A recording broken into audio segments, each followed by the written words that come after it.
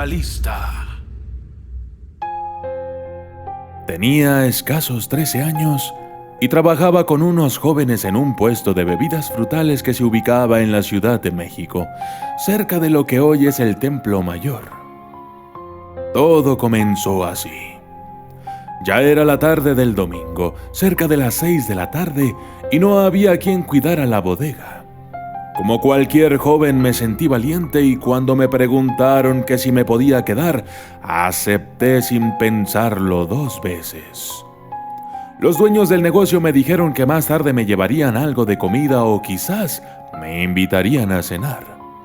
Entusiasmado y al mismo tiempo preocupado, me instalé en la habitación que solo tenía una pequeña cama improvisada sobre un piso de madera.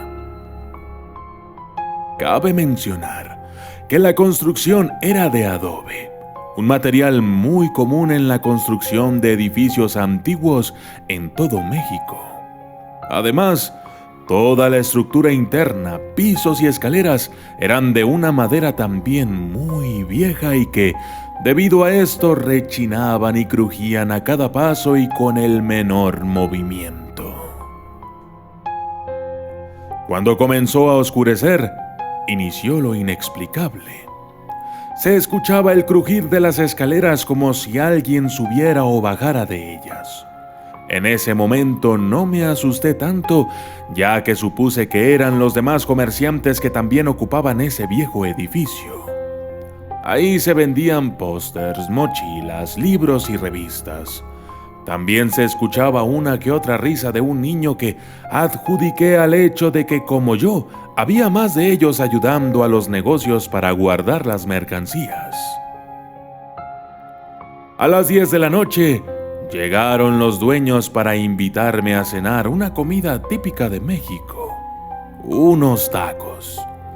Caminando fuimos hasta el área de la Merced a cenar y regresamos. Todo iba bien hasta que, muy cerca de la medianoche y con una prisa extraña, salieron casi de inmediato diciéndome que me quedara y que luego volverían. Subí hasta la bodega que se encontraba en uno de los pisos superiores. Más arriba había un piso y en la azotea había un cuarto donde vivía Doña Clara, una señora como ninguna otra. Su altura casi llegaba al 1,80 y su peso corporal debía rondar los 200 kilos o más. Era una mujer con un serio problema de obesidad. Solo un par de ocasiones la vi salir de su cuarto desde lo alto de la azotea y descender las escaleras con un esfuerzo inmenso que al llegar abajo y pedirnos 1 litro de jugo de naranja, ya estaba sudando y sofocada. Su cuerpo desprendía un olor a sudor tan fuerte y penetrante que era difícil no percatarse de su presencia aún a metros de distancia. En fin, ya era tarde, así es que comencé a prepararme para dormir y, sin embargo, hubo algo que interrumpió mis ganas de pernoctar. Por las escaleras se comenzaron a escuchar canicas que descendían hasta mi puerta y luego la golpeaban, una tras otra durante poco más de media hora. Me asusté, pues no había niños para jugar a esas horas de la noche. Además, se escuchaban pisadas y risas en el edificio. Me asomé por la ventana pensando que las risas podrían venir de la calle, pero no era así. Justamente cuando estaba viendo hacia afuera se escucharon en mi puerta 3 fuertes golpes, como si alguien estuviera ansioso porque le abriera.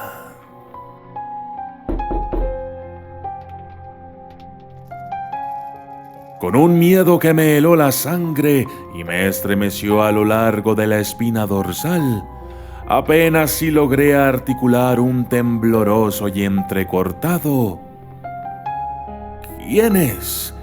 ¿Qué necesita? Nadie respondió. Intenté relajarme y me acomodé en la cama. Ciertamente no podía conciliar el sueño. Eran casi las 2 de la mañana cuando de nuevo llamaron a mi puerta. Yo, asustado y con un sueño pero sin poder dormir, me paré de la cama y me quedé mirando hacia la puerta, como esperando a que alguien, en cualquier momento, derribara la débil puerta de madera que nos separaba. Volví a escuchar las escaleras crujiendo. Se escuchaban niños deslizándose por las escaleras justo afuera de la bodega que me tenía prisionero. Yo trataba de mirar o reconocer alguna voz, pero no logré hacer nada. El miedo me invadía cada vez más. Comencé a pensar que en el último de los casos, mi única salida era atar las sábanas por la ventana a manera de cuerda, pero con el riesgo de que el velador me viera y en medio de la oscuridad me confundiera con un ladrón y sin preguntar me disparara.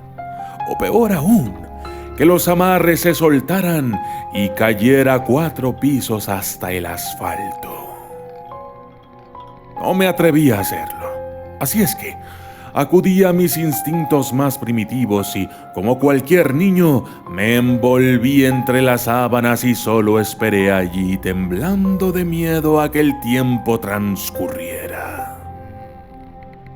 Pero mis sobresaltos llegaron a su punto máximo cuando, pasadas las 3 de la madrugada, comencé a escuchar sollozos y lamentos dentro del edificio, como si alguien estuviera pasando por un gran dolor.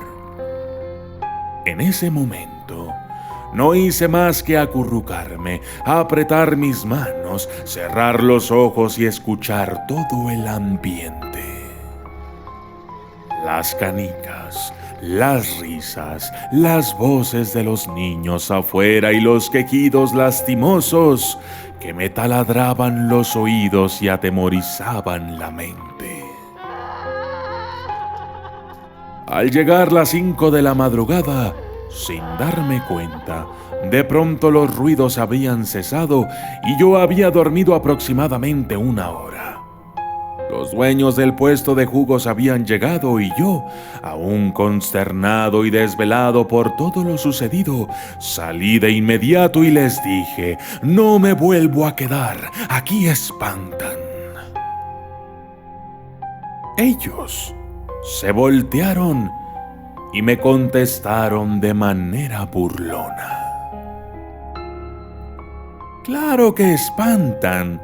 Por eso nosotros no nos quedamos».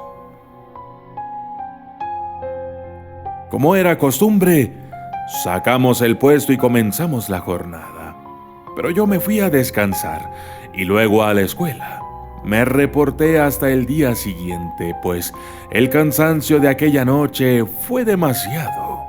Pero al llegar al día siguiente, había mucha gente, patrullas y una ambulancia. Doña Clara había muerto hacía días y justo esa mañana habían notado el olor pútrido que desprendía su cuerpo. La habían encontrado en un avanzado estado de descomposición.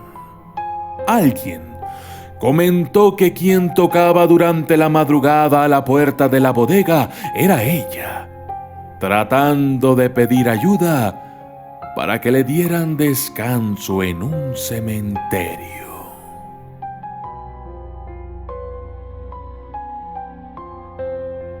Yo soy el documentalista y esto fue La Bodega. Saludos especiales para Male Soto, Martincito Pérez, Rosita Pérez, Efren Serena, Augusto Serena. Gracias por haberme compartido esta historia. Jocabet Palma, Leonardo Hernández Amaya, Ray de la Cruz, Martín Gervilla Ward, Mayra Vázquez, Carlos Márquez, Eddie Joel Caruajulca Fernández, Leos Mil Pérez, Josué Canales, Mary Candy Pérez, Francisco Cuevas Nares, José Zarzabal, Joaquín Violante Aguilar, Bibis Houses, Vans Coscuyuela, Wilson Staber Bayuna, México, Italia, Josué Cárdenas, Grecia Michel, Andrea Tanqui, Javier Mejorada, Isidro González Pérez, Huatla Toatzin Tlacae, Hugo Herrera, Luis Eduardo Hernández Vázquez y Ángel Aguilar. Gracias y hasta la próxima.